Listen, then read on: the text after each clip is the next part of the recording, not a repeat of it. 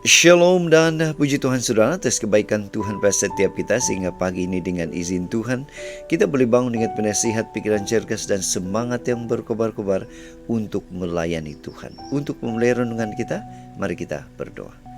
Bapa Syurgawi, terima kasih atas kebaikan-Mu kerana bersama dengan kami sementara kami mendengar, mempelajari firman Tuhan. Dalam nama Yesus kami berdoa. Amin. Saudara-saudari yang dikasihi dalam Kristus, tajuk renungan kita pagi ini ialah hidup tetap teguh. Bagaimana supaya kita tetap teguh?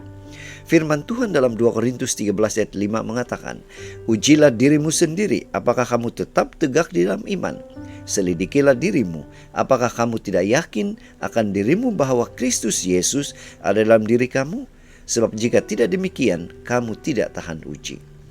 Saudara, bacaan kita hari ini kita boleh baca di dalam 2 Korintus 13 ayat 1 hingga 10. Ini merupakan nasihat terakhir Paulus kepada jemaat di Korintus. Nah, apa nasihat Paulus? Ilustrasi. Polikarpus adalah pemimpin gereja di Smyrna, juga dipanggil sebagai rasul yang terakhir.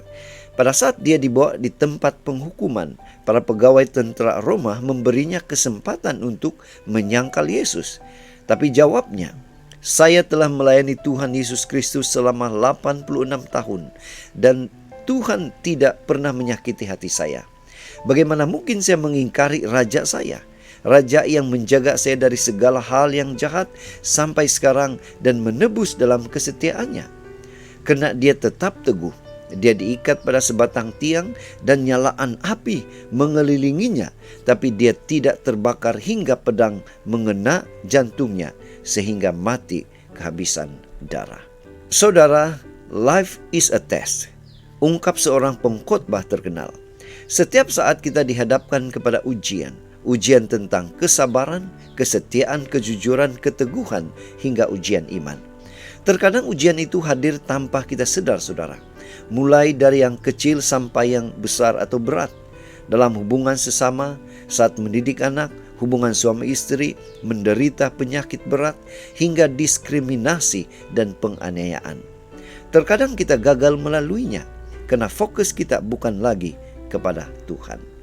Saudara, bagaimana dengan kita secara pribadi? Agar menang terhadap setiap ujian, kita perlu menguji diri kita.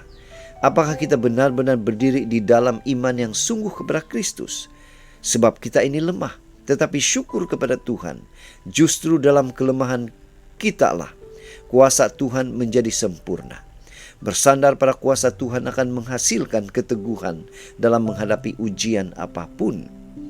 Itu sebabnya saudara, pada pagi ini mari kita ingatkan diri kita bahwa kita mempunyai Tuhan yang memampukan kita menghadapi ujian iman yang hadir di dalam hidup kita. Inilah doa dan harapan kita, saudara.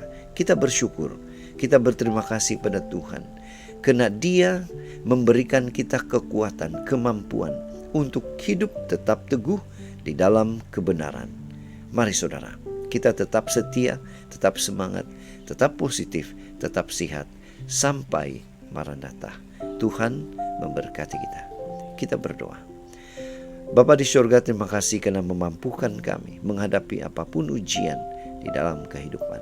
Dalam nama Yesus kami berdoa. Amin.